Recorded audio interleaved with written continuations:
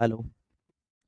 सभी प्रिय साथियों को नमस्कार, गुड मॉर्निंग, जय हिंद, जय भारत। कैसे हैं आप सब लोग? साथियों, उम्मीद करता हूं आप सब स्वस्थ हैं, सब मस्त हैं, सब अपनी अपनी स्टडी में व्यस्त है। आरडब्ल्यूए परिवार में आप सभी प्रिय साथियों का हार्दिक स्वागत एवं अभिनंदन है और स्वागत करने के लिए तैयार है आपका बड़ा भाई, आपका दोस्त, आपका साथी, आपका सहयोगी दीनदयाल पारिक। वेरी गुड, आ जाइएगा जल्दी से। Very good. Nitesh Verma, good afternoon. Tara, Radhe Radhe. Tinu Chaudhary, जय हिंद सर। टेलीग्राम लिंक कैसे जुड़ूं? टेलीग्राम तो आप ऐप ऐप जब ओपन करते हो तो एक साइड में टेलीग्राम का साइन आता है, वहां से आप जुड़ जाओ। Bharat Singh, Ram Ram. Krishna Prajapati, good morning. Monika, very good very good. सभी साथियों को नमस्कार। तो प्रिय साथियों, जो अपना टॉपिक चल रहा था वो टॉपिक चल रहा था पर्यटन, और पर्यटन कल स्टार्ट किया था। आज पर्यटन की दूसरी कक्षा है और जो जो बातें कल पढ़ी थी उनको एक बार फास्टली अपने रीड कर लेते हैं, उसके बाद में आगे की बातें क्या करेंगे, शुरू करेंगे। तो कल के सेशन में पर्यटन के बारे में अपने क्या क्या बातें पढ़ी थी?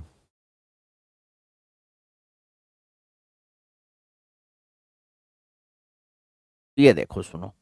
कल के सेशन में पर्यटन के बारे में, पर्यटन शब्द की उत्पत्ति, उसके बाद में 1925 में राष्ट्र संघ के द्वारा पर्यटन के विकास हेतु निजी क्षेत्र में विश्व पर्यटन संरक्षण संघ की स्थापना की। 27 सितंबर 1970 को विश्व पर्यटन संरक्षण संघ को संवैधानिक मान्यता मिली।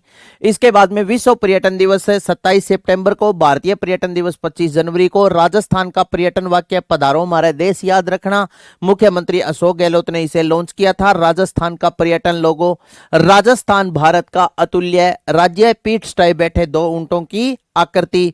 इसके बाद में विदेशी मुद्रा अर्जित करने वाला यह दूसरा सबसे बड़ा उद्योग है। फिर अपने पर्यटन नीति के बारे में चर्चा की थी। फिर पर्यटक, विदेशी और स्वदेशी पर्यटकों के बारे में अपने पढ़ा। फिर राजस्थान में पर्यटन से संबंधित क्या क्या संस्थान, क्या क्या विभाग कार्यरत है, उनके बारे में पढ़ा। फिर अपने आगे जो चर्चा की थी वो राजस्थान में पर्यटन संभाग के बारे में चर्चा की थी। पर्यटन को उद्योग का दर्जा कब दिया गया, कौन सी समिति की सिफारिश पर, उपनाम क्या है, जन उद्योग का दर्जा कब दिया गया था, यहां तक की सारी बातें अपने क्लियर है, कल के सेशन में कर ली थी। ठीक है, अब यहां से आगे की बातें स्टार्ट करेंगे।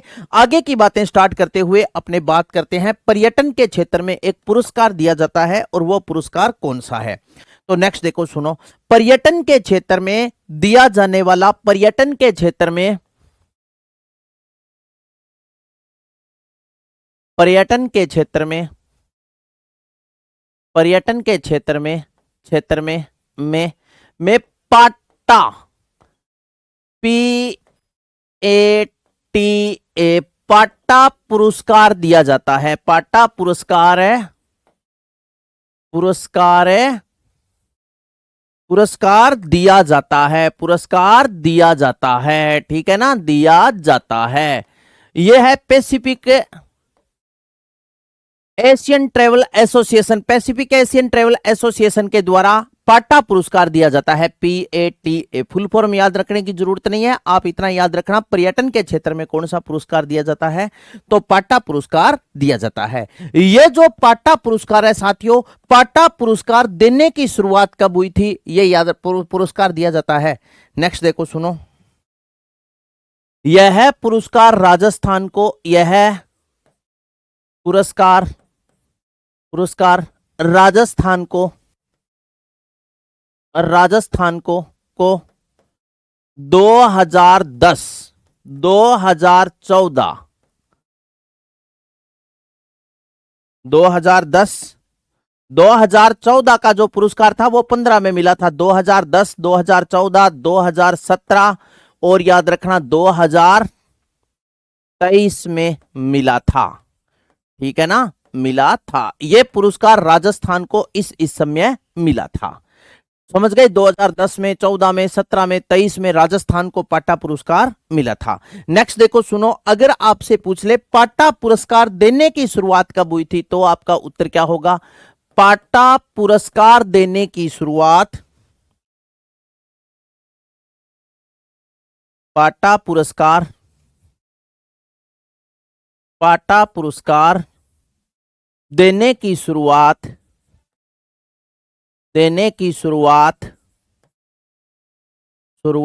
पाटा पुरस्कार देने की शुरुआत 1985 1985 में हुई थी।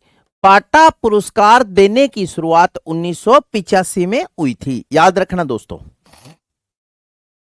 पाटा पुरस्कार देने की शुरुआत 1985 में हुई थी, लेकिन 1985 से आपको एक बात बताता हूं, 1985 से ठीक 100 वर्ष पहले, यह मेरे को पता नहीं है राम सिंह, राज्य को दिया जाता है, राज्य को, पर्यटन के क्षेत्र में राज्य को दिया जाता है यह पाटा पुरस्कार। तो ये देखो सुनो, ठीक 85 से 100 वर्ष पहले आता है 1885। 1885 में साथियों कांग्रेस की स्थापना हुई थी। किसकी स्थापना? कांग्रेस, भारतीय राष्ट्रीय कांग्रेस की स्थापना 1885 में हुई थी। नहीं थी कांग्रेस साथ साथ 1907 में कांग्रेस का विभाजन हो गया था। 1985 में पाटा पुरस्कार देने की शुरुआत ठीक 100 वर्ष पहले आता है 1885। 1885 में कांग्रेस की स्थापना हुई थी। नहीं थी कांग्रेस साथ साथ 1907 में कांग्रेस का विभाजन हो गया। 1907 में कांग्रेस नहीं थी, साथ साथ कांग्रेस दो भागों में क्या हो गई थी? विभाजित। तो याद रखना 1907 में कांग्रेस नहीं थी, साथ साथ कांग्रेस की सूरत बिगड़ गई। नहीं थी कांग्रेस, साथ साथ कांग्रेस की सूरत बिगड़ गई। सूरत अधिवेशन में कांग्रेस दो भागों में विभाजित हो गई थी, गरम दल और नरम दल। नहीं आ रही थी बिगड़ती सूरत। रास बिहारी बोस ने क्या किया था? 1907 के अधिवेशन की अध्यक्षता की थी। नहीं थी कांग्रेस साथ साथ 1907 में, नहीं थी साथ साथ कांग्रेस की सूरत बिगड़ गई। सूरत अधिवेशन में बिगड़ती सूरत नहीं आ रही थी। किसके रास बिहारी बोस के रास नहीं आ रही थी। ठीक 1907 से 100 वर्ष पहले आता है 1807। 1807 में हुआ था दोस्तों कृष्णा कुमारी विवाद और गिंगोली का युद्ध। ठीक 100 वर्ष पहले आता है 1707। 1707 में हुआ था देबारी समझौता और औरंगजेब की मृत्यु। ये बातें याद रखना, ठीक है ना। सन याद करने का यही तरीका होता है। तो 1985 में क्या हुआ? पाटा पुरस्कार देने की शुरुआत। 1885 में कांग्रेस की स्थापना। कांग्रेस की सूरत बिगड़ गई। 1907 में नहीं थी कांग्रेस, साथ साथ बिगड़ती सूरत नहीं आ रही थी। किसके रास बिहारी बोस के रास नहीं आ रही थी। तो 1907 के सूरत अधिवेशन की अध्यक्षता रास बिहारी बोस ने की थी। 1907 से ठीक 100 वर्ष पहले आता है 1807। 1807 में हुआ था गिंगोली का युद्ध और कृष्णा कुमारी विवाद। ठीक 100 वर्ष पहले आता है 1707। हाँ, हिस्ट्री का रट्टा मारा हुआ है खूब तकड़ा, बहुत तकड़ो। मैं राजस्थान का कंप्लीट जीके पढ़ाता हूँ। Rajasthan geography, Rajasthan history, Rajasthan culture, Rajasthan polity, India geography, ठीक है। कल्चर करवाऊंगा आपको, तो ठीक है ना। 1985 में हुई थी पाटा पुरस्कार देने की शुरुआत। कब हुई थी? 1985 में। नेक्स्ट आगे देखो सुनो, पर्यटन पुलिस तैनात करने वाला देश का पहला राज्य है। पर्यटन पुलिस तैनात करने वाला, पर्यटन पुलिस तैनात करने वाला, पर्यटन पुलिस तैनात करने वाला प्रथम राज्य, पर्यटन पुलिस तैनात करने वाला प्रथम राज्य, पर्यटन पुलिस तैनात करने वाला प्रथम राज्य है दोस्तों अपना सुंदर राज्य है, पावनधरा देवों की भूमि राजस्थान। पर्यटन पुलिस तैनात करने वाला देश का पहला राज्य है राजस्थान। नेक्स्ट देखो सुनो, राजस्थान ने पर्यटन पुलिस, राजस्थान ने पर्यटन पुलिस, पुलिस पुलिस पुलिस 1 अगस्त 2000 को, पर्यटन पुलिस 1 अगस्त 2000 को, 1 अगस्त 2000 को, 2000 को आमेर दुर्ग व, आमेर दुर्ग व, 1 अगस्त 2000 को आमेर दुर्ग व, आमेर दुर्ग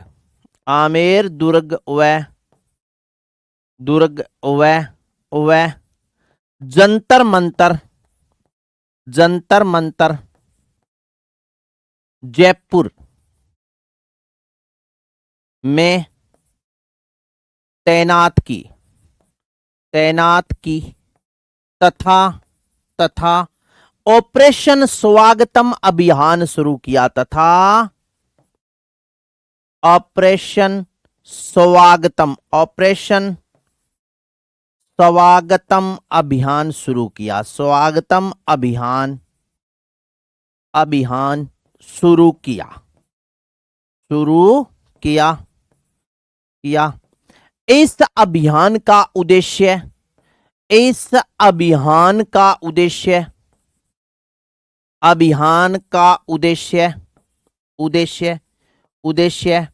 पर्यटकों को असामाजिक तत्वों से बचाना था। इस अभियान का उद्देश्य पर्यटकों को असामाजिक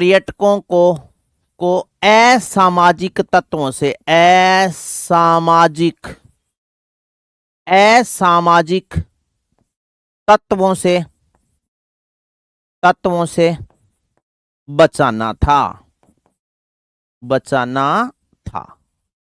इस अभियान का उद्देश्य पर्यटकों को असामाजिक तत्वों से बचाना था।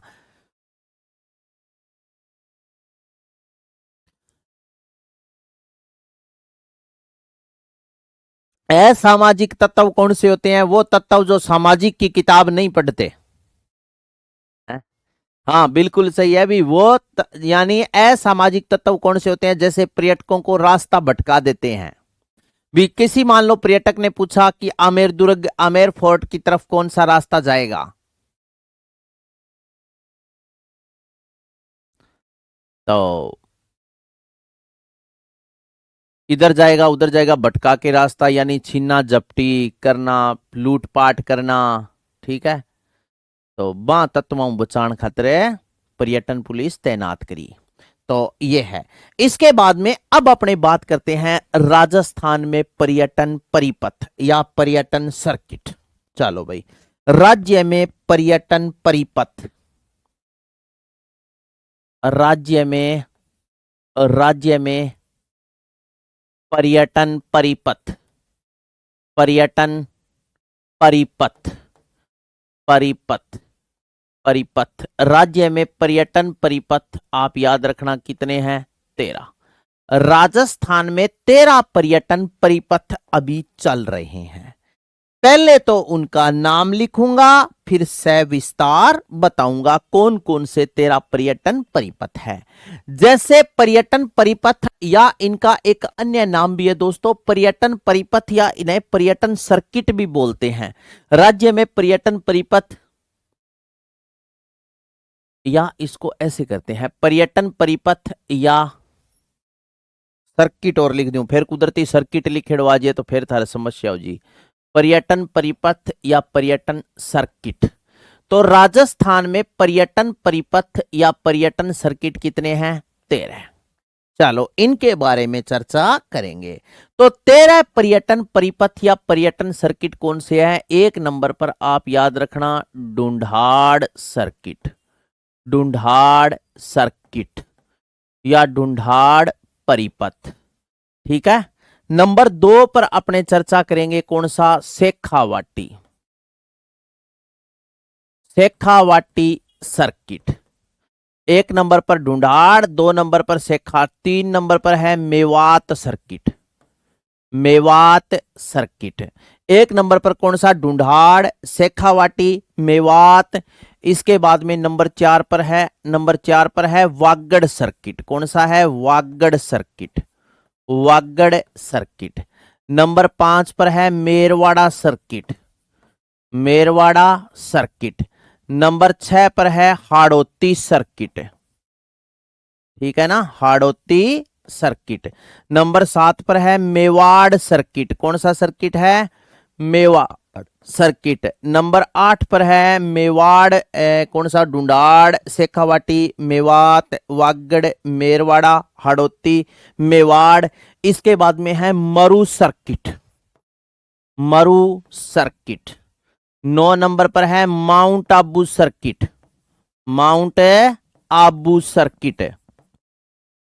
10 नंबर पर है भाई, 10 नंबर पर कौन सा लिखे रे? 10 नंबर पर माउंट आबू सर्किट है, मरु सर्किट है, शेखावाटी सर्किट है, मेरवाड़ा है, हाड़ौती है, मेवाड़ है। 10 नंबर पर है रणथंबोर, रणथंबोर।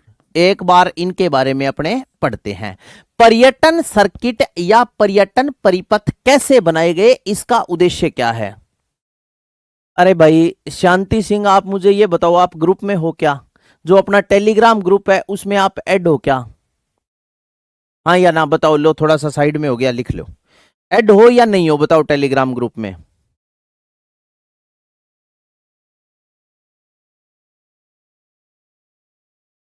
हेलो,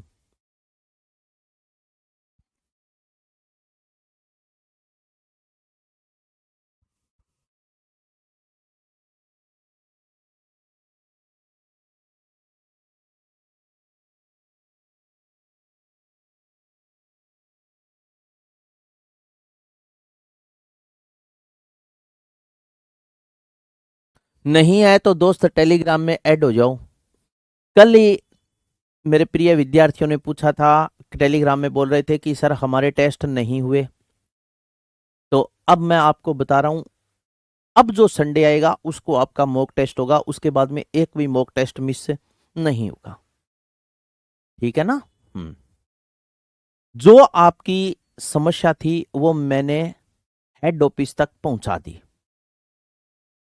अरे रुक जाओ, तो मैं तेरा का तेरा लिख दिया गे। एक तो एक बात ध्यान रखियो, मास्टर के कदी अगर गधे के कदी पीछे नहीं चालना चाहिए। हाँ बिल्कुल बदलते रहते हैं, ठीक है। तो जो 10 ही लिखा है, मैं कौन सा 13 लिख दिया? तो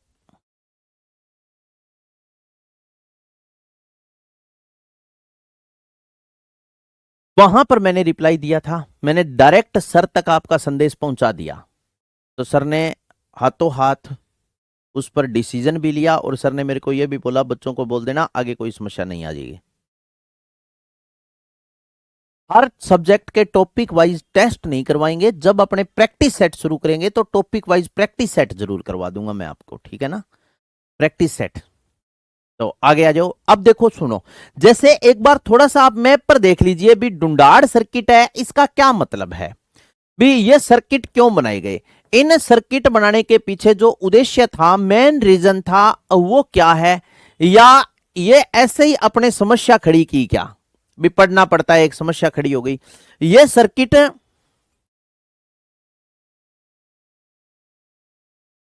देखो सुनो साथियों, जैसे आपको दिखाई दे रहा होगा भी, डुंडाड़ सर्किट में ये जयपुर पड़ता है। इसके बाद में अलवर में है यहां पर सिलीसेट झील, यहां है सरिस्का वन्य जीव अभ्यारण्य, ठीक है। जैसे और यहां पर जयपुर में एक तीर्थ पड़ता है जिसे सामोद का तीर्थ बोलते हैं। यहां पर दोसा में है चांद बावड़ी, और वो है आबानेरी दोसा में। तो इनको जोड़ करके एक सर्किट बना दिया, इसे नाम दे दिया डुंडाड़ सर्किट। इसका उद्देश्य क्या था भी? यहां पर जो भी पर्यटक है वो आसानी से इस पूरे परिपथ पर, बढ़िया सड़कों सड़कों की सुविधा है, और घूम सके। अब इसके बाद में 2 नंबर पर मैंने बताया शेखावाटी सर्किट। जैसे यहां पर शेखावाटी चूरू का किला है, उसके बाद में चूरू सिक्कर की हवेलियां पड़ती है, इसके बाद में जैसे झुंझुनू का ये जो क्षेत्र है, इनको जोड़कर ये बना दिया शेखावाटी सर्किट। इसी प्रकार देखो सुनो, जैसे मेवात में कौन कौन सा क्षेत्र आता है, अलवर और भरतपुर के जितने भी दर्शनीय स्थल है ये, इन्हें जोड़ करके कौन सा सर्किट बना दिया, मेवात। वागड़ में जैसे डूंगरपुर और बांसवाड़ा के जो भी क्षेत्र है उनको जोड़कर वागड़ सर्किट बना दिया। मेरवाड़ा में जैसे अजमेर है, यहां पर पुष्कर झील पड़ती है, अजमेर है, पुष्कर है, यहां पर नागौर में मीराबाई का मंदिर है, ठीक है, अजमेर, पुष्कर, मेड़ता में मीराबाई का मंदिर, ये जोड़ करके इसको कौन सा सर्किट बना दिया, मेरवाड़ा। हाड़ौती में कोटा, बूंदी, बारां, झालावाड़ का क्षेत्र आ गया। मेवाड़ में देखो सुनो, कुंभलगढ़ आ गया, ठीक है। इसके बाद में यहां पर पड़ता है हल्दी घाटी, इसके बाद में चावंड पड़ता है, ठीक है ना। इसके बाद में चित्तौड़गढ़ का ये जो क्षेत्र जोड़ करके और कौन सा सर्किट बना दिया, मेवाड़। इस प्रकार क्या किए, हां, सर्किट बना दिए। तो ये कहानी समझ में आई आपके, ये बात है। चलो अब इसको मैं हटा देता हूं और अब मैं लिख देता हूं कि आपके, क्योंकि समझ में ये आना जरूरी है साथियों भी, ये जो पर्यटन सर्किट वगैरह है ये क्यों बनाए गए। तो अब आप समझ गए या नहीं समझे, बताओ सर्किट। तो इसके बाद में देखो सुनो, ढूंढाड़ सर्किट, इसमें क्या आता है, सामोद, सामोद तीर्थ। इसके बाद में देखो सामोद, आमेर, सिलीसेठ झील, सरिस्का और आभानेरी, आभानेरी दौसा का ये क्षेत्र जोड़ करके और कौन सा सर्किट बना दिया, अगर आपसे पूछ ले तो ढूंढाड़, सामोद, आमेर, सिलीसेठ, सरिस्का और आबानेरी दौसा। अब शेखावाटी सर्किट में आ जाता है चूरू, सीकर, झुंझुनू। चूरू, चूरू के बाद में आ गया सीकर और सीकर के बाद में आ गया झुंझुनू। इसके बाद में मेवात में आ गया अलवर और भरतपुर, अलवर और अलवर के बाद में किसका क्षेत्र आ गया, भरतपुर का, अलवर, भरतपुर। इसके बाद में वागड़ में देखो सुनो, डूंगरपुर, डूंगरपुर और बांसवाड़ा के जितने भी पर्यटन क्षेत्र है उनको आपस में जोड़ा वागड़ सर्किट। इसके बाद में फिर आता है मेरवाड़ा, मेरवाड़ा में आता है पुष्कर, अजमेर, मेड़ता, नागौर, पुष्कर, अजमेर, मेड़ता, नागौर। इसके बाद में हाड़ौती में आता है कोटा, बूंदी, बारां, झालावाड़, कोटा, बूंदी, बारां, झालावाड़, कोटा, बूंदी, बारां, झालावाड़,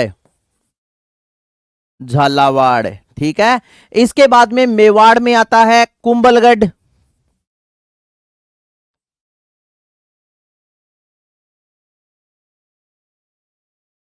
हल्दी घाटी, चावंड, चित्तौड़गढ़, उदयपुर, ठीक है, ये याद रखना।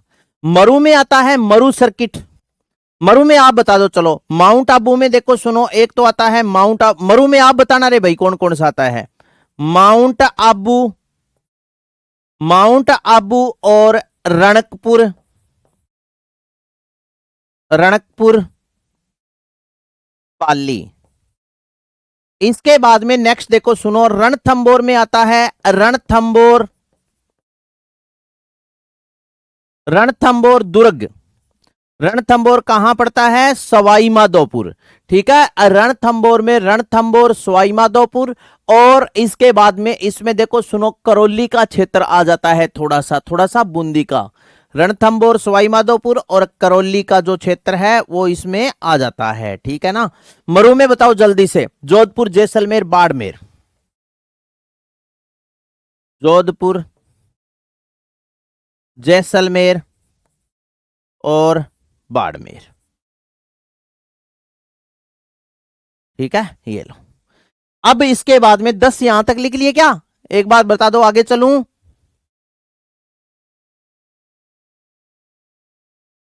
आगे चलूं, ठीक है। इसके बाद में नेक्स्ट देखो सुनो, आगे 11 नंबर पर आप लिखो बुद्धा सर्किट,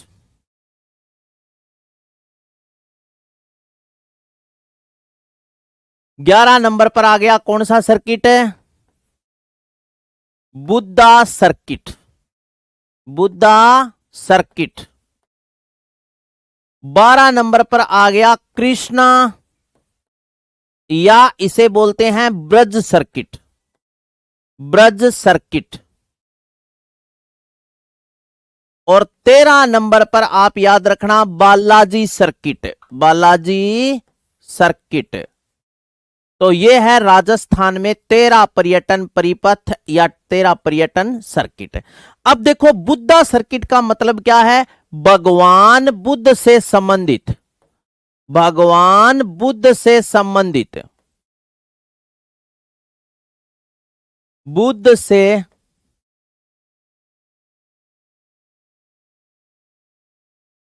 संबंधित स्थलों स्थलों को जोड़ना। ठीक है ना? कृष्णा सर्किट में है साथियों भगवान कृष्ण से संबंधित, कृष्ण से संबंधित स्थल। ठीक है ना? स्थलों को जोड़ना। और बालाजी सर्किट में है हनुमान जी से संबंधित। हनुमान जी से संबंधित स्थल। ठीक है? यह है राजस्थान में पर्यटन परिपथ या पर्यटन सर्किट। तो राजस्थान में कुल कितने पर्यटन परिपथ या कुल कितने पर्यटन सर्किट है? तो आपका उत्तर हो जाएगा राजस्थान में कुल 13 पर्यटन क्या है? परिपथ। या राजस्थान में 13 पर्यटन क्या है? सर्किट है। यह बात आपने लिख ली। इसके बाद में देखो सुनो, आगे बढ़ते हुए अपने बात करते हैं प्रमुख पर्यटन त्रिकोण। नेक्स्ट आप हेडिंग डालो प्रमुख पर्यटन त्रिकोण। प्रमुख पर्यटन त्रिकोण। क्या हेडिंग डालोगे? प्रमुख पर्यटन त्रिकोण। प्रमुख पर्यटन ट्राइंगल या प्रमुख पर्यटन त्रिकोण। नंबर 1 पर चर्चा करेंगे स्वर्णिम पर्यटन त्रिकोण।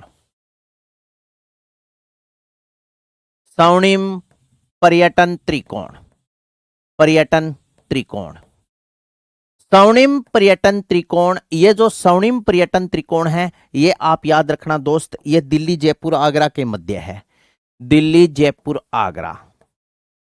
दिल्ली जयपुर आगरा। दिल्ली जयपुर आगरा के मध्य है। स्वर्णिम पर्यटन त्रिकोण दिल्ली जयपुर आगरा के मध्य है साथियों। इसमें राज्य के शामिल जिले, राज्य के शामिल जिले, शामिल जिले, राज्य के शामिल जिले इसमें है अलवर भरतपुर। एक तो अलवर और दूसरा जिला है कौन सा? भरतपुर। राज्य के शामिल जिले हैं अलवर भरतपुर।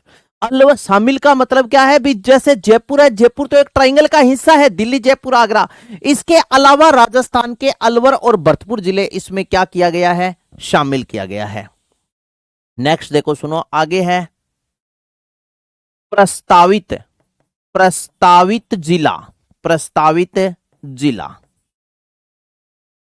जिला जो शामिल किया जाएगा, शामिल किया जाएगा। प्रस्तावित जिला जो शामिल किया जाएगा वो है कौन सा जिला? झुंझुनू। झुंझुनू। प्रस्तावित जिला जो शामिल किया जाएगा वो कौन सा है? झुंझुनू जिला है। एक बात याद रखना, नोट लगा करके लिख रहा हूं, राजस्थान के एनसीआर में भी 2 ही जिले आते हैं। एनसीआर में भी राजस्थान के कितने जिले आते हैं? 2 ही जिले आते हैं, एक तो अलवर और एक भरतपुर। तो नीचे नोट लगा के लिख देता हूं, आप याद रखना note. Note NCR, NCR national capital region, NCR में राज्य के अलवर व भरतपुर जिले आते हैं। अलवर व भरतपुर जिले, भरतपुर जिले आते हैं। ठीक है ना? एनसीआर में राजस्थान के कितने जिले आते हैं? तो 2 जिले आते हैं, एक तो अलवर और एक कौन सा जिला है? भरतपुर। अब देखो सुनो, इस मैप पर देख लो स्वर्णिम पर्यटन त्रिकोण, जिसकी कहानी अब मैं मैप पर आपको बता रहा हूं। तो स्वर्णिम पर्यटन त्रिकोण कहां है? ये जो स्वर्णिम पर्यटन त्रिकोण है दोस्त, ये देखना, ये देखो, आपको मैप दिखाई दे रहा है। स्वर्णिम पर्यटन त्रिकोण मैंने आपको कहा कि दिल्ली, जयपुर और आगरा के मध्य है। दिल्ली, जयपुर और आगरा। तो ये देखो सुनो, ये है स्वर्णिम पर्यटन त्रिकोण।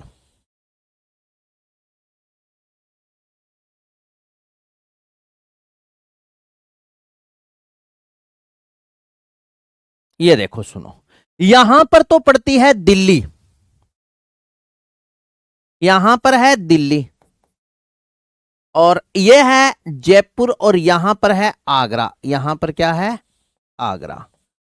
तो ये इस प्रकार ऐसे बनाया गया स्वर्णिम पर्यटन त्रिकोण।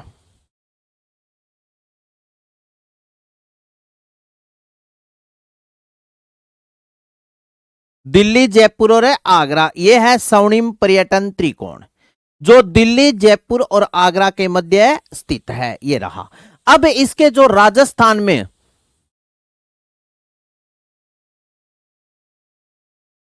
तो यह है स्वर्णिम पर्यटन त्रिकोण जो दिल्ली, जयपुर, आगरा के मध्य स्थित है। नंबर 2 पर बात करते हैं साथियों, शेखावाटी त्रिकोण। ठीक है, 1 नंबर स्वर्णिम पर्यटन त्रिकोण, नंबर 2 पर है शेखावाटी त्रिकोण। चलो नंबर 2 लगा करके लिखते हैं अपने कौन सा ट्राइंगल? शेखावाटी त्रिकोण। और यह शेखावाटी त्रिकोण है कहां? तो नंबर 2 पर आ जाएगा शेखावाटी त्रिकोण।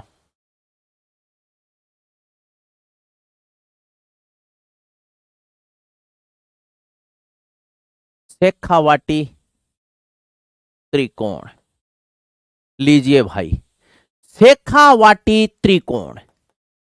साथियों शेखावाटी जो त्रिकोण है वो है चूरू, सीकर और झुंझुनू के मध्य। अब देखो पहले इसकी विशेषता सुन लो। शेखावाटी त्रिकोण, इसमें चूरू, सीकर और झुंझुनू है आते हैं। तो साथियों इसमें चूरू याद रखना, फिर आ जाएगा सीकर जिला, और फिर आ जाएगा कौन सा जिला? झुंझुनू। चूरू, सीकर और झुंझुनू जिले इसमें आते हैं। नेक्स्ट आप याद रखना, 2003 में इस त्रिकोण पर, 2003 में इस त्रिकोण पर, इस त्रिकोण पर, इस त्रिकोण पर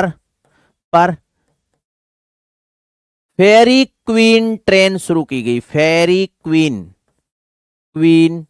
ट्रेन शुरू की गई। फेरी क्वीन ट्रेन शुरू की गई 2003 में इस त्रिकोण पर फेरी क्वीन ट्रेन शुरू की गई। इसके बाद में फिर देखो सुनो, नंबर 3 पर अपने लिखते हैं तीसरा जो ट्राइंगल है वो कौन सा है? तो वो है मरु त्रिकोण। मरु त्रिकोण, ये जो मरु त्रिकोण है ये कहां है? कह जी धरातल पर ही है। तो है कहां मरु त्रिकोण? इसमें कौन कौन से जिले आते हैं? तो मरु त्रिकोण में दोस्त बीकानेर, जैसलमेर और जोधपुर जिले आते हैं। एक तो जिला आएगा कौन सा? बीकानेर, जैसलमेर, और इसके बाद में आ गया जोधपुर। बीकानेर, जैसलमेर और जोधपुर जिले इसमें आते हैं। नेक्स्ट इसके बाद में है प्रस्तावित अतिरिक्त शामिल जिला। अतिरिक्त शामिल, अतिरिक्त शामिल जिला, शामिल, अतिरिक्त शामिल जिला कौन सा है? तो आपका उत्तर हो जाएगा बाड़मेर। बाड़मेर अतिरिक्त शामिल जिला है बाड़मेर। नेक्स्ट आगे लिखते हैं प्रस्तावित जिला। प्रस्तावित जिला, इसमें शामिल होना प्रस्तावित जिला कौन सा है? तो आपका उत्तर हो जाएगा नागौर। प्रस्तावित जिला कौन सा है? नागौर। नेक्स्ट नोट लगा करके अब मैं एक बात लिख रहा हूं साथियों, मरु त्रिकोण में जैसलमेर जिला नागौर जिले के शामिल होने के बाद इसे शेखावाटी ट्राइंगल से जोड़ा जाना प्रस्तावित है। यह बात लिख रहा हूं, आगे मैप पर भी बताऊंगा, नोट लगा करके लिख रहा हूं। देखो सुनो, मरु त्रिकोण में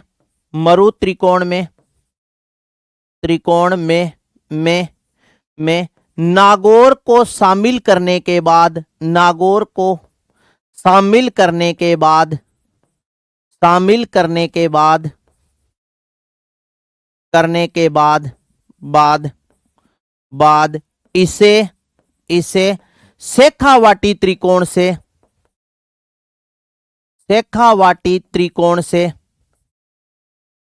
त्रिकोण से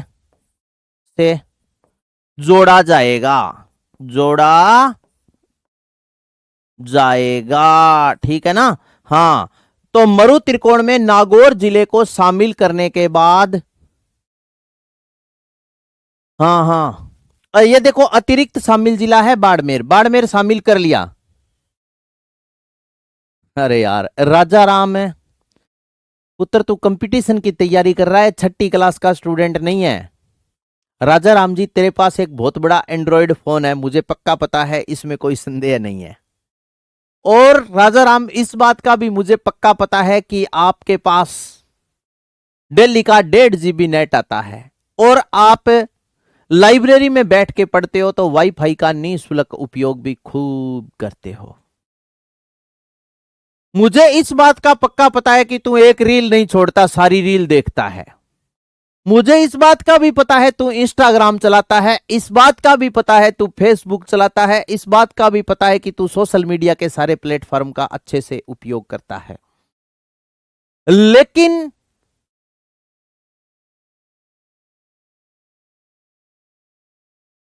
मुझे इस बात का पता नहीं है कि 21वीं सदी के भारत में लोग चांद पर पहुंच गए और अभी तक तू बटोड़े पर कौन चढ़ियो, बता किया काम चले वो दोस्त। सही बात है या गलत है?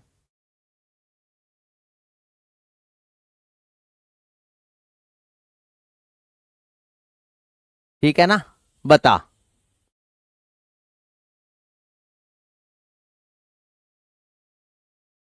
गूगल पर सर्च कर, तुझे आंसर मिलेगा। पूछ रहा सगा, अब से पहले ना, जब मैंने आपको उत्तर पश्चिमी मरुस्थलीय भौतिक भाग करवाई ना, उस समय भी बताया था एनसीआर की फुल फॉर्म है नेशनल कैपिटल रीजन्स, राष्ट्रीय राजधानी क्षेत्र। क्यों बनाया गया था एनसीआर की? एनसीआर दिल्ली के आसपास के क्षेत्र को जोड़ करके एनसीआर बनाया गया कि राष्ट्रीय राजधानी पर थोड़ा सा भार कम किया जाए।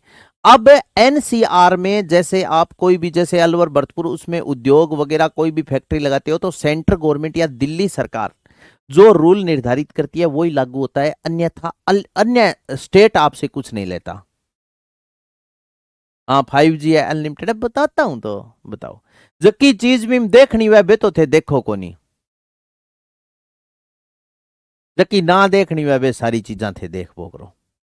हाँ या ना? तू सर्च कर ले यार एनसीआर का क्या मतलब है, तेना उत्तर मिलेगा। और अब हूं पहला मैं बहुत बारी बता लियो थोड़ा सो। हाँ, राष्ट्रीय राजधानी क्षेत्र जैसे राजस्थान के जिले आते हैं, हरियाणा के जिले आते हैं, यूपी के जिले आते हैं, दिल्ली से लगते जिले इसमें आते हैं, ठीक है ना।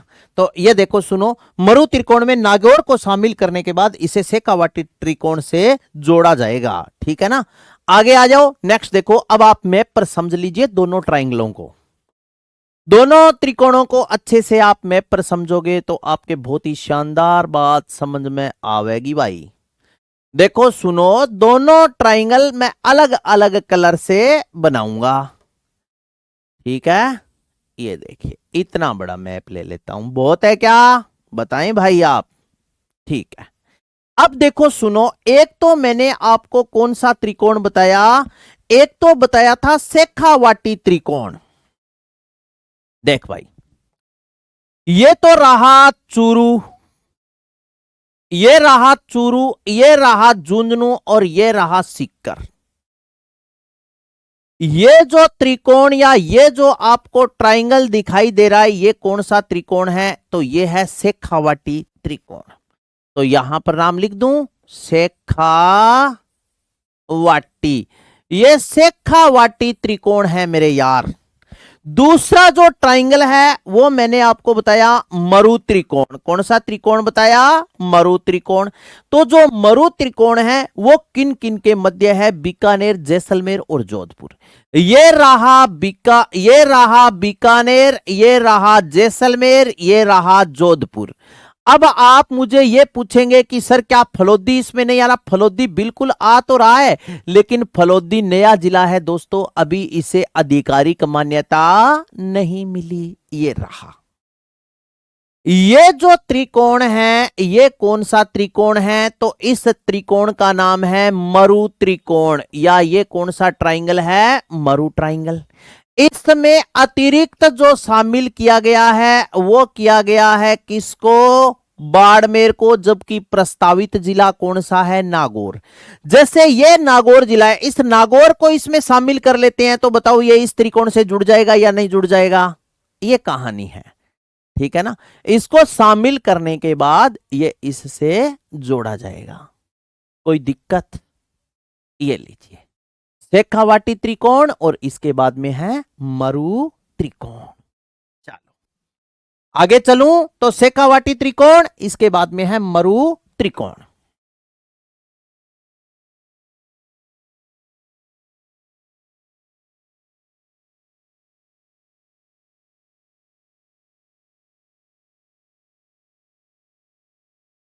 हाँ वो अलग है, स्वर्णिम चतुर्भुज परियोजना है, वो आगे मैं करवाऊंगा आपको। स्वर्णिम चतुर्भुज परियोजना महानगरों को आपस में जोड़ने की परियोजना है, वो अपने परिवहन में पढ़ेंगे, ठीक है ना। हाँ वो परिवहन में पढ़ाऊंगा मैं आपको। स्वर्णिम चतुर्भुज परियोजना महानगरों को आपस में जोड़ने की परियोजना, उसमें राजस्थान में उसकी लंबाई कितनी है, राजस्थान के कौन कौन से जिले आते हैं, वो बातें वहां आ जाएगी साथी, ठीक है ना। यह है प्रमुख पर्यटन त्रिकोण। इसके बाद में नेक्स्ट आगे बात करेंगे पर्यटन विभाग द्वारा आयोजित महोत्सव। पर्यटन विभाग कौन कौन से महोत्सवों का आयोजन करता है और उन महोत्सवों का आयोजन पर्यटन विभाग कहां कहां पर करता है, तो ये बातें अपने पढ़ेंगे, बहुत ही इंपॉर्टेंट मैटर है। हाँ बिल्कुल है भाई। तो आगे चलता हूं, इसके बाद में आप हेडिंग डाल लेना। आगे आप क्या हेडिंग डालेंगे साथी? इसके बाद में देखो सुनो, नेक्स्ट पर्यटन विभाग द्वारा आयोजित महोत्सव। पर्यटन विभाग कौन कौन से महोत्सवों का आयोजन और वो कहां कहां पर करता है, तो हेडिंग डालो पर्यटन विभाग द्वारा आयोजित महोत्सव। पर्यटन विभाग द्वारा आयोजित महोत्सव। पर्यटन विभाग द्वारा आयोजित महोत्सव। पर्यटन विभाग कौन कौन से महोत्सवों का आयोजन करता है और वह उन महोत्सवों का आयोजन कहां कहां करता है, ठीक है। चलो भाई,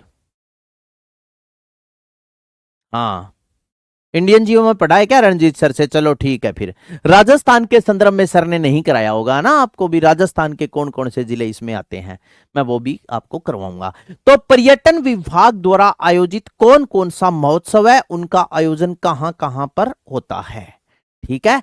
तो आइए एक नंबर पर अपने चर्चा करते हैं दोस्त, याद करवाऊंगा साथ की साथ आपको महोत्सव, और आपको इस बात का भी पक्का पता है कि यहां से एक प्रश्न पक्का आता है। नंबर 1 पर चर्चा करेंगे ऊंट महोत्सव। कौन सा महोत्सव है? नंबर 1 पर है ऊंट महोत्सव। और 2 नंबर पर आप याद रखना मेरे साथी पतंग महोत्सव। कौन सा महोत्सव? पतंग महोत्सव। ऊंट महोत्सव का आयोजन होता है साथी बीकानेर जिले में। पहला प्रश्न तो इजी यही बनता है, ऊंट महोत्सव का आयोजन कहां होता है? हाँ ऊंट महोत्सव का आयोजन होता है बीकानेर जिले में, और ऊंट महोत्सव का आयोजन होता है जनवरी के महीने में, समझ गए। नंबर 2 पर है पतंग महोत्सव का आयोजन एक तो राजस्थान की राजधानी जयपुर में होता है, और एक पतंग महोत्सव का आयोजन जैसलमेर जिले में होता है।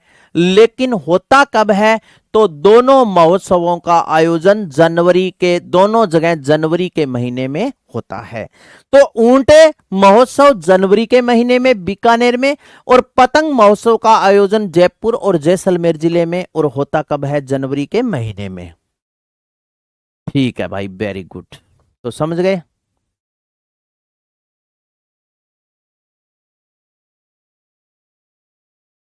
ये लो, कोई दिक्कत नहीं है। अब इसके बाद में आगे मैं लिख रहा हूं, 2 लिख दिया, इसके बाद में नंबर 3 लगा करके मैं लिखूंगा। नंबर 3 पर देखो सुनो, इसके बाद में नेक्स्ट आप याद रखना मरु महोत्सव, शेखावाटी महोत्सव। एक तो है मरु महोत्सव, मरु महोत्सव। नंबर 4 पर याद रखना शेखावाटी सॉरी नंबर 4 शेखावाटी, शेखावाटी महोत्सव, शेखावाटी महोत्सव। मरु महोत्सव, फिर कौन सा आ जाएगा, शेखावाटी महोत्सव। मरु महोत्सव का आयोजन राजस्थान के कौन से जिले में आता है, शेखावाटी महोत्सव। इसके बाद में आप याद रखना अलवर, अलवर महोत्सव। इसके बाद में ब्रज महोत्सव, और इसके बाद में वेणेश्वर महोत्सव। शेखावाटी, शेखावाटी के बाद में आ गया अलवर महोत्सव, अलवर महोत्सव के बाद में आ गया ब्रज महोत्सव, और इसके बाद में 1 2 3 4 और 5 नंबर पर कौन सा बच क्यों रे, मरु, शेखावाटी, अलवर, ब्रज, वेणेश्वर, वेणेश्वर महोत्सव। दोस्तों मरु महोत्सव का आयोजन राजस्थान के कौन से जिले में होता है, तो जैसलमेर जिले में होता है। मरु महोत्सव का आयोजन होता है जैसलमेर जिले में। शेखावाटी महोत्सव का आयोजन होता है राजस्थान के सीकर जिले में। अलवर महोत्सव का आयोजन होता है अलवर जिले में। ब्रज महोत्सव का आयोजन होता है भरतपुर जिले में, और वेणेश्वर महोत्सव का आयोजन होता है डूंगरपुर जिले में। लेकिन ये सभी के सभी महोत्सव एक ही महीने में आयोजित किए जाते हैं, और वो महीना है कौन सा, फरवरी। तो जनवरी के महीने में आपने 2 महोत्सव याद रखने हैं, और फरवरी के महोत्सव महीने में 2 याद रखने, ये 5 याद रखने हैं। जनवरी फरवरी क्लियर है। इसके बाद में देखो सुनो, एक तो आता है थार महोत्सव और एक है हाथी महोत्सव।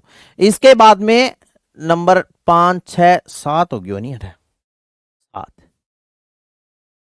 इसके बाद में नेक्स्ट देखो सुनो, 8 और 9 2 यहां और लिखूंगा। 8 नंबर पर मैं लिखता हूं कौन सा महोत्सव, थार महोत्सव। कौन सा महोत्सव, थार महोत्सव। और 9 नंबर पर मैं लिख देता हूं थार के बाद में हाथी नचाने हैं अपने, किसे, हाथी महोत्सव।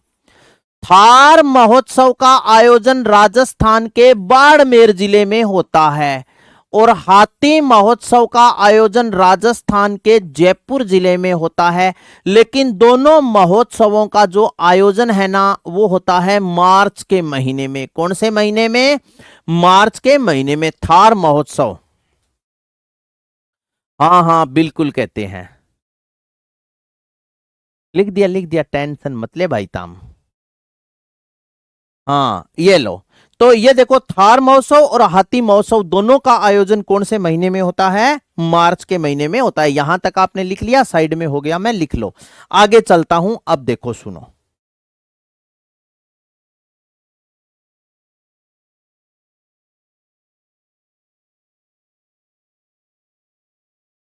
चलो भाई।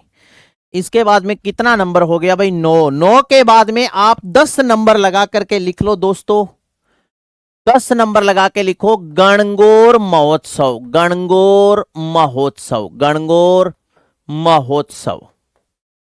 गणगौर महोत्सव का आयोजन होता है राजस्थान में। गणगौर की सवारी जयपुर में निकाली जाती है, और इसके महीने आप याद रखना मार्च अप्रैल, मार्च अप्रैल। दोस्तों अब आपका दिमाग का एक प्रश्न और बन गया, आपके दिमाग में यह प्रश्न आया होगा कि गणगौर महोत्सव 2 महीने चलता है क्या। नहीं मेरे साथी, 2 महीने तो नहीं चलता, लेकिन गणगौर का जो महीना है, गणगौर का जो त्योहार है, वो एक हिंदू पर्व है। हिंदुओं का जैसे रामकुमार सर ने आपको त्योहार करवाए, वहां आपको लिखवाया मार्च के सामने, जैसे मान लो अपने लिखवाया था मार्च के सामने आपको इस प्रकार लिखवाया था कि जैसे चैत्र मार्च अप्रैल, वैशाख अप्रैल मई, चैत्र वैशाख ज्येष्ठ मई जून, जून जुलाई, जुलाई अगस्त, अगस्त सितंबर, इस प्रकार आपने लिखा है ना। हाँ, तो ये क्या है कि साथियों, ये जो कहानी है वो हिंदुओं का, जैसे एक बार दीपावली 11वें महीने में आती है, एक बार 10वें में आती है, बताओ हाँ या ना। जैसे होली एक बार मार्च में आएगी, एक बार अप्रैल में आएगी, तो इसलिए ये 2 महीने लिखे हैं। इसके बाद में गणगौर महोत्सव का आयोजन जयपुर में मार्च अप्रैल के महीने में होता है। गणगौर के बाद में नेक्स्ट आप याद रखना रे दोस्त, अप्रैल में एक महोत्सव का आयोजन होता है, 11 नंबर पर आप याद रखना, मेवाड़ महोत्सव। मेवाड़ महोत्सव, मेवाड़ महोत्सव का आयोजन होता है उदयपुर में, और मेवाड़ महोत्सव का आयोजन जो उदयपुर में होता है वो होता है अप्रैल के महीने में। कौन से महीने में? अप्रैल के महीने में। नेक्स्ट इसके बाद में आप याद रखना ग्रीष्म महोत्सव, ग्रीष्म महोत्सव, ग्रीष्म महोत्सव का आयोजन होता है माउंट आबू में, और माउंट आबू पड़ता है सिरोही जिले में, और गर्मी सारा ज्यादा जून के महीने में लगा है, तो जून के महीने में होता है। ग्रीष्म के बाद में नेक्स्ट आप याद रखना तीज महोत्सव, 13 नंबर पर आप याद रखियो तीज महोत्सव। ये तीज महोत्सव का आयोजन होता है राजस्थान के जयपुर जिले में, और तीज महोत्सव का आयोजन होता है जुलाई अगस्त में, जुलाई अगस्त। अब जुलाई अगस्त का माह कौन सो महीनो है? सावन को महीनो, श्रावण का महीना होता है, तो ये जो तीज महोत्सव है ये श्रावण तीज की बात है कर रहे हैं, ठीक है। हाँ, आगे आ जाओ, तीज जयपुर जुलाई अगस्त। इसके बाद में नेक्स्ट देखो, सुनो, तीज के बाद में आगे आ गया मीरा महोत्सव। मीरा महोत्सव का आयोजन साथियों, मीरा महोत्सव का आयोजन होता है, मीरा महोत्सव का आयोजन होता है चित्तौड़गढ़ जिले में, ठीक है। और चित्तौड़गढ़ जिले में ये मीरा महोत्सव का आयोजन होता है अक्टूबर के महीने में। कौन से महीने में? अक्टूबर के महीने में होता है। इसके बाद में है चंद्रभागा महोत्सव, चंद्रभागा महोत्सव, चंद्रभागा महोत्सव, चंद्रभागा महोत्सव का आयोजन होता है जालरा पाटन, और ये जालरा पाटन पड़ता है झालावाड़ में। इसका आयोजन होता है अक्टूबर नवंबर के महीने में, अक्टूबर नवंबर, अक्टूबर है नवंबर, अक्टूबर नवंबर के महीने में इसका आयोजन होता है चंद्रभागा महोत्सव। मारवाड़ महोत्सव का आयोजन होता है जोधपुर में। नेक्स्ट देखो 16 नंबर पर आप लिखो मारवाड़ महोत्सव। मारवाड़ महोत्सव का आयोजन होता है राजस्थान के जोधपुर जिले में, और होता कब है? मारवाड़ महोत्सव का आयोजन होता है अक्टूबर के महीने में। कौन से महीने में? अक्टूबर के महीने में, ठीक है। और नवंबर, अक्टूबर नवंबर, सॉरी एक ही महीना याद रखना, अक्टूबर के महीने में। मारवाड़ के बाद में है नेक्स्ट है पुष्कर महोत्सव, पुष्कर, पुष्कर महोत्सव। पुष्कर महोत्सव का आयोजन होता है दोस्तों अजमेर जिले में, और कौन से महीने में? तो इसका आयोजन होता है नवंबर के महीने में। कौन से महीने में? नवंबर में। इनको याद कैसे करें? रट्टा लगाना पड़ेगा मेरे साथी, लिख लिया। इसके बाद में नेक्स्ट नवंबर के बाद में महीनों आ जाए दिसंबर, ठीक है। तो आप 18 नंबर 17 18 नंबर लगा के लिखो शरद महोत्सव, शरद महोत्सव। शरद महोत्सव का आयोजन होता है माउंट आबू में, और सर्दी कद लगे? तो दिसंबर के महीने में। तो शरद महोत्सव का आयोजन माउंट आबू में दिसंबर के महीने में होता है। इसके बाद में नेक्स्ट आप लिखो हिंडोला महोत्सव, हिंडोला महोत्सव, हिंडोला महोत्सव। हिंडोला महोत्सव का आयोजन भी होता है पुष्कर में, और पुष्कर कहां पड़ता है? तो अजमेर जिले में पड़ता है। और हिंडोला महोत्सव का आयोजन पुष्कर में होता है जुलाई अगस्त में, जुलाई अगस्त। जुलाई अगस्त के महीने में इसका आयोजन होता है। ठीक है, यहां तक लिख लिया क्या भाई जी? कैसे याद करेंगे इनको जी? याद करने का राजकुमार जी, रट्टा रट्टा रट्टा रट्टा भूलोगे नहीं भाई, ठीक है ना? चला गया। 19 के बाद में आप 20 नंबर पर आप लिखो साथियों योग शिविराम महोत्सव। नेक्स्ट देखो सुनो, 20 नंबर लगा करके आपने क्या लिखना है? योग शिविराम महोत्सव। योग शिविराम महोत्सव, योग शिविराम महोत्सव, शिविरा महोत्सव, महोत्सव, योग शिविराम महोत्सव। इसका आयोजन होता है रणकपुर में। और रणकपुर कहां पड़ता है? रणकपुर पाली में। योग शिविराम महोत्सव का आयोजन रणकपुर पाली में होता है।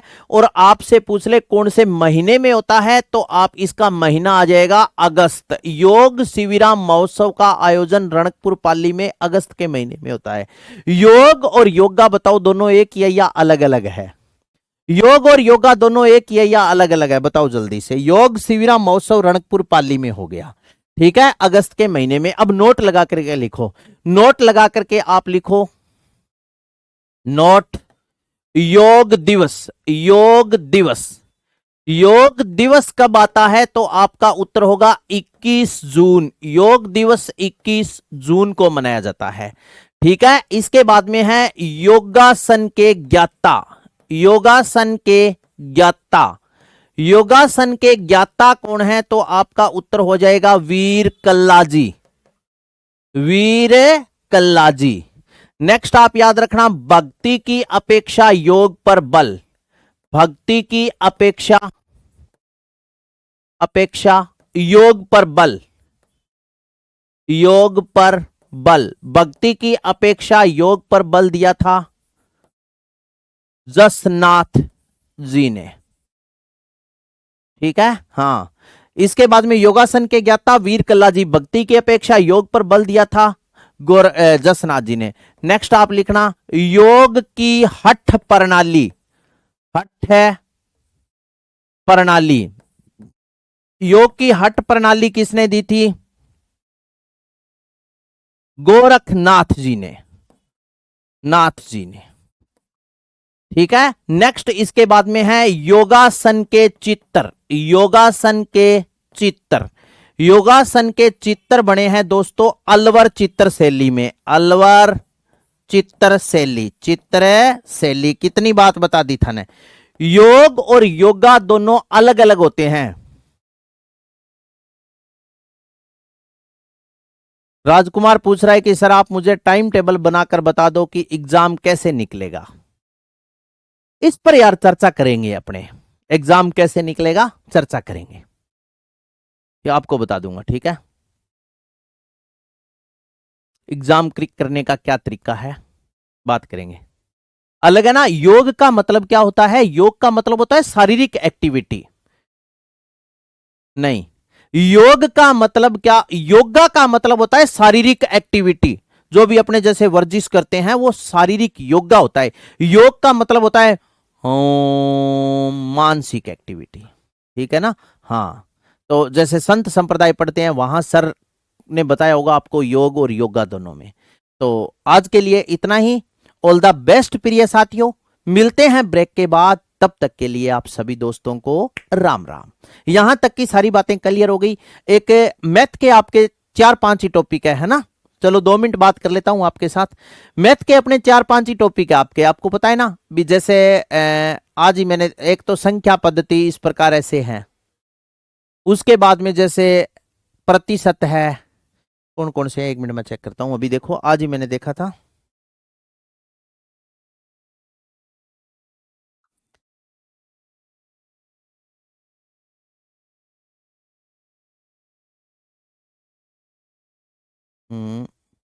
हाँ ठीक है। ये देखो, जैसे बुनियादी संख्यात्मक गणितीय और सांख्यिकी विश्लेषण का प्रारंभिक ज्ञान, संख्या प्रणाली,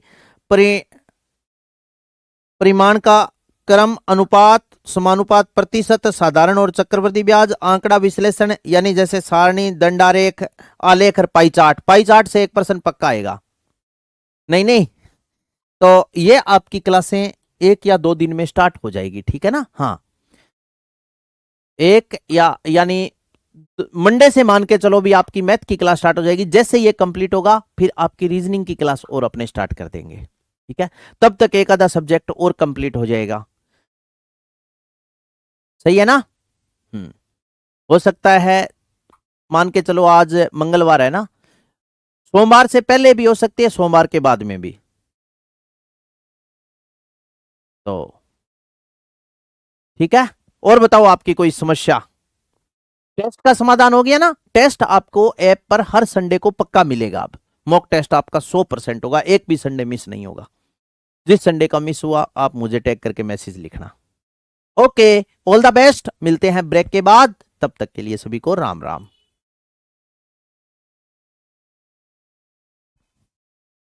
मेरे को आती नहीं है मैथ, मेरे को तो 2 + 2 यही पता नहीं 4 होता है 8 होता है। Okay, all the best.